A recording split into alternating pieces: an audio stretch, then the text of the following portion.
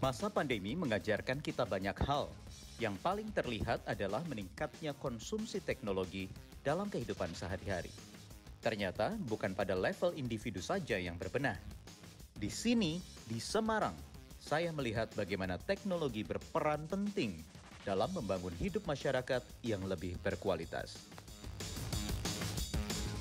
Sudah selesai pesanan saya? Sudah, Pak. Oke. Terima kasih. Selamat makan. Jadi, saya ingin mengajak Anda teman-teman, pemirsa 15 Minutes, untuk melihat bagaimana kota Semarang sekarang sudah semakin cerdas, sudah semakin pintar dengan penerapan Smart City. Pemerintah kotanya juga sudah menerapkan berbagai macam penerapan teknologi, aplikasi teknologi, termasuk bagi pedagang lumpia yang sudah terkenal selama puluhan tahun di kawasan Jalan Mataram di kota Semarang ini, yang sekarang sudah memanfaatkan aplikasi-aplikasi teknologi dan juga marketplace untuk berjualan. Itu baru masyarakatnya saja, apalagi pemerintahannya yang sudah sangat matang akan pemanfaatan teknologi dan juga bahkan sampai ke e-governance. Yuk, kita jalan-jalan. Makan dulu ya.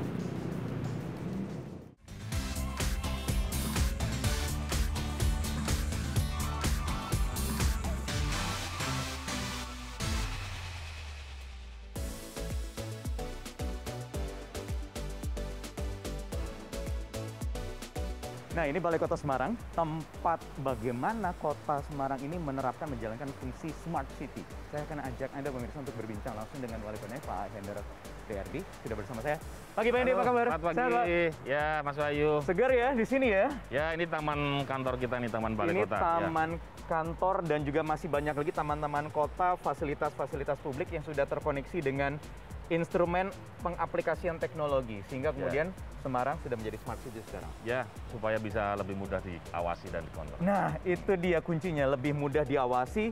Mungkin hanya dalam genggaman tangan, sudah bisa dikontrol semuanya. Ya, salah satunya begitu. Di pemerintahan Kota Semarang. Boleh nggak Pak Hendi ajak saya jalan-jalan ke Kota Semarang, keliling-keliling, bagaimana penerapannya, apa yang kemudian sudah bisa dilihat, dinikmati secara fisik juga. Boleh. Ayo, kita muter-muter. Kita jalan-jalan.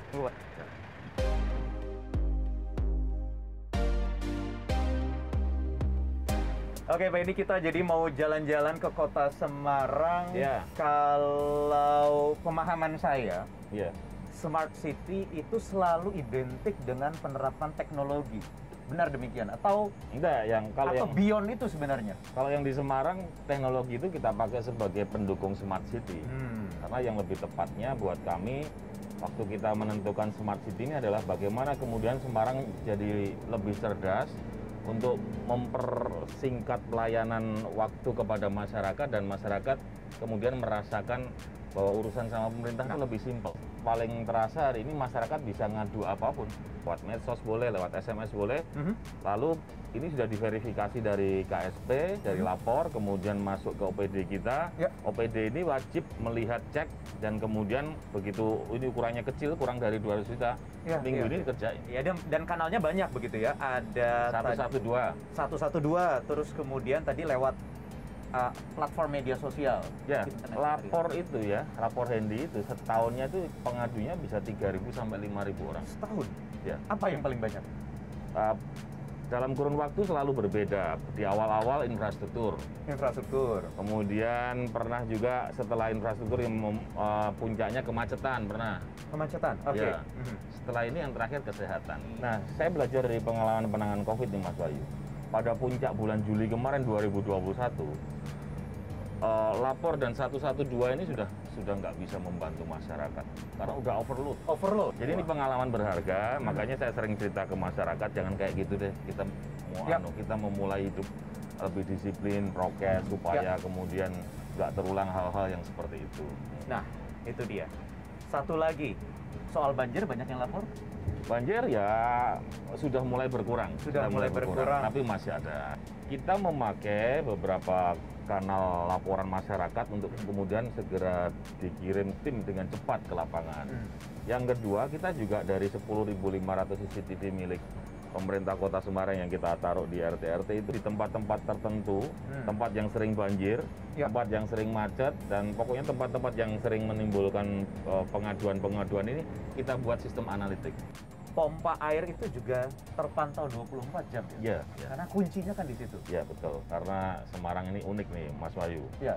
Kita ini kan punya dataran tinggi, punya dataran rendah, kemudian punya laut gitu. Ya. Artinya kalau musim hujan ya potensial banjirnya besar karena air dari atas ke daerah dataran rendah. Kemudian kalau musim pasang rob, banjirnya juga potensinya besar karena robnya bisa masuk ke sini. Nah, ini memang perlu pengendalian seperti salah satunya dengan pompa yang kita miliki itu. Di mana yang paling krusial, perannya cukup penting untuk mengendalikan banjir di... Pompanya? Ya. Ada di Tenggang, di Seringin, di Pasar Waru. Salah satunya juga ini di Perok ini, di ini bisa kita lihat ya? Bisa. Bisa kita lihat ya? Ya. Itu di Kota Lama? Iya, iya, ujungnya Kota Lama.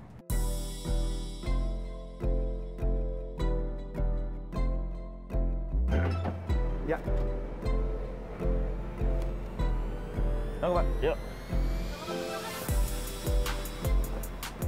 Nah, ini kawasan Ini rumah pompa kita nih. Rumah pompa. Ya, salah satu yang kita miliki di Kota Semarang. Ya.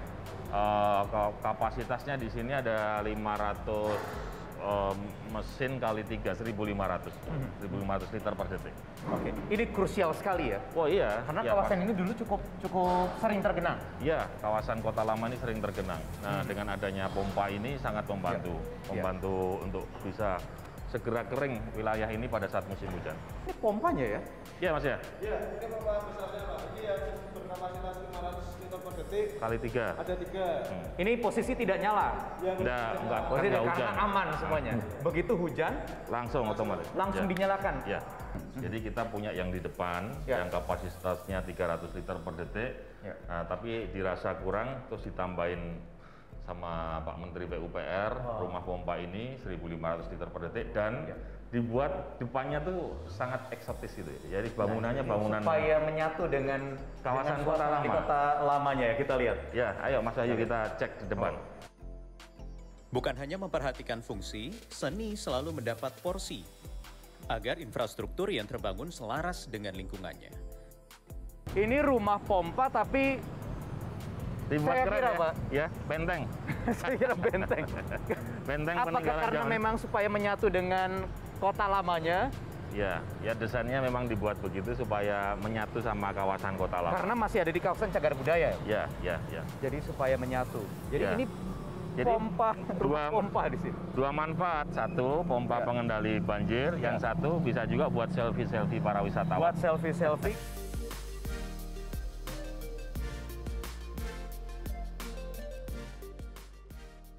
Bukan smart city kalau tidak memanfaatkan teknologi. Pak Hendy mengajak saya ke Situation Room. Di sana, petugas bisa melihat langsung berbagai kendala yang terjadi di lapangan. Mas Wahyu, ini kita ke Situation Room kita. Ya. Jadi tempat ini kita bisa melihat beberapa lokasi termasuk yang kita datangin tadi. Nah, ini misalnya tadi kita di Kota Lama. Ah ya, Kota. Yang saya cerita per RT RW itu ada CCTV ya, semuanya ada di dalam jangkauan monitor ini dan alhamdulillah sudah terintegrasi dengan Polrestabes. Oh, jadi banyak kasus yang terungkap hari ini dalam waktu yang cepat oleh teman-teman polisi karena data-data ini tersambung ke teman-teman di Polrestabes. Baik. Terus Ini tadi kemudian kita pompa ya. Pompa air mana, Pak? Ini pompa. Pompa ini ada berbagai macam CCTV yang kita taruh di pompa. Kita tadi kan di Berok nih. Nah, sini. Oleh sekali lagi SDM-nya. teknologi ini hanya pendukung kita. Ya. Teknologinya pendukung. Coba yang analitiknya dibuka yang di tempat keramaian bisa nggak? Oke, ini ya. Nah, ini misalnya nih kita mendeteksi nih jumlah kendaraan. Ini hari ini ada demo nih. Nah, di mana nih, Pak? Ini Pemuda. di Jalan Pemuda. Jalan Pemuda. Di depan kantor nih persis lewat nih. Oh, mereka mau bergerak nih. Kayaknya ke arah kantor gubernur. Sekarang dicek berapa kendaraan yang perkiraannya lewat itu. Ada 2.725 mobil dan 198 motor pada titik itu yang sudah dilewati. Jadi ini perkiraan. Oke. Supaya kemudian lebih ringkasnya begini. Pada satu ruas di situ ada mobil yang berhenti di situ, kemudian dilaporkan oleh petugas di sub bahwa parkirnya pada hari itu hanya 100 katakanlah, tapi di situ tercatat sekitar 2.700. Nah, berarti kemana sisanya? kemana sisanya? Oke, Itu ya salah satu baik. upaya baik. kita untuk menutup kebocoran-kebocoran. Menutup celah-celah itu. Artinya, semua penerapan pemanfaatan teknologi ini juga bisa menghadirkan hal-hal baik untuk masyarakat Lebih yang presisi. mungkin kalau masyarakat ya Pak, kalau saya sebagai warga begitu, saya di Jakarta, pasti kan warga maunya itu pemerintah itu melayani ketika ingin mengurus perizinan, administrasi tertentu, itu mudah, cepat. Kalau ada keluhan, kemudian keluhan Cepat ditangani dengan ditindaklanjuti, cepat. ya. Itu bagaimana mindset yang kemudian dibawa oleh pemerintah kota? Berubah, reformasi birokrasi. Jadi kita menginginkan kawan-kawan hari ini menyadari bahwa kita ini pelayan publik. E-governance, E-government kita prioritas nomor satu itu atau? nomor satu e-government. Kita memulai Smart City 2013 dengan mengembangkan sistem aplikasi e-government. Oke. Ada e-planning, e-budgeting, e-budgeting. kemudian sampai kontrolnya juga kita lakukan di dalam Termasuk e-government. ketika ada disposisi yang harus diselesaikan, ditandatangani, bisa dilakukan secara digital. Ya, secara tanda tangan digital ya. Bagaimana kemudian lewat handphone kita bisa lihat pelayanan di kantor Candisari. Bisa dibesarin. Di Dukcapil ya? Ya, Dukcapil misalnya itu. Baik, Pak Hendy, terima kasih sudah bisa memamerkan ini kecanggihan apa yang sudah diaplikasikan Enggak oleh pamer, pemerintah. sharing. Pemirsa, saya akan mengajak Anda untuk melihat bagaimana juga penerapan Smart City di layanan-layanan publik, termasuk di rumah sakit umum daerah. Berikut ini.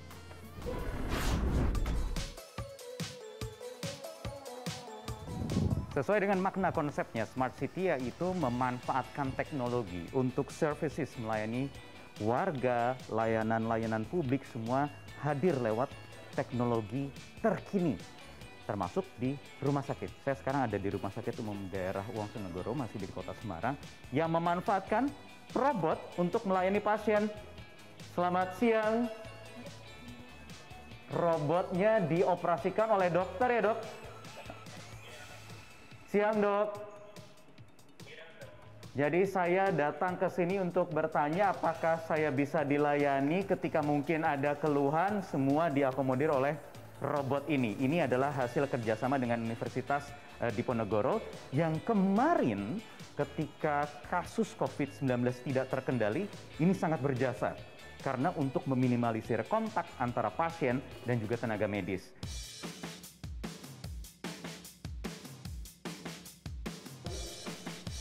Dokter Susi, apa kabar? Baik, luar biasa. Sehat, Dok? Lengkap Ya. ditemani robot-robot. Ada 2 robot ya di sini? Ya, benar sekali. Ini luar biasa. Pada saat kita dilanda pandemi yang luar biasa pada bulan Juni-Juli itu, Ya. terima kasih kepada Bapak Wali Kota yang telah memberi kami bantuan robot, 2 robot. Robot ini adalah buatan dari Undip, anak-anak Undip. Jadi- Teman-teman mahasiswa Ya, di teman-teman Undip. mahasiswa. Ya, ini luar biasa Universitas apresiasi kami Diponegoro. karena di saat itu dengan jumlah pasien yang luar biasa Ya. dan tentu tenaga kami kewalahan. Ya. Dan salah satu bagaimana kita bisa memberikan pelayanan yang terbaik, tentu kita tetap harus memberikan pelayanan kepada pasien, tetapi tidak memberi beban pada tenaga kesehatan kami yang berlebih. Iya, Sehingga iya, kami- meminimalisir kontak Ya, benar untuk sekali. pasien COVID-19. Ya. Jadi fungsinya adalah ini menggantikan tenaga medis. Betul sekali. Dokter, perawat. Ya, jadi ini kan ada layar, Kamera, nih, Dok. ya. Layar ini, kamera ini berkontak langsung dengan dokter. Misalnya, kalau untuk obat, nanti Ya. mungkin dari dokter Ya. dia akan mengatakan, Ibu, silahkan mengambil obat tersebut untuk diminum. untuk Obatnya di Bapak." sini, nanti tinggal ambil. Ya. Jadi pemanfaatan teknologi itu benar-benar bisa dimaksimalkan ya. Benar sekali, Smart itu ini. efektif, efisien. Ya. Ya. Terima kasih Dokter Susi. Siap, terima kasih.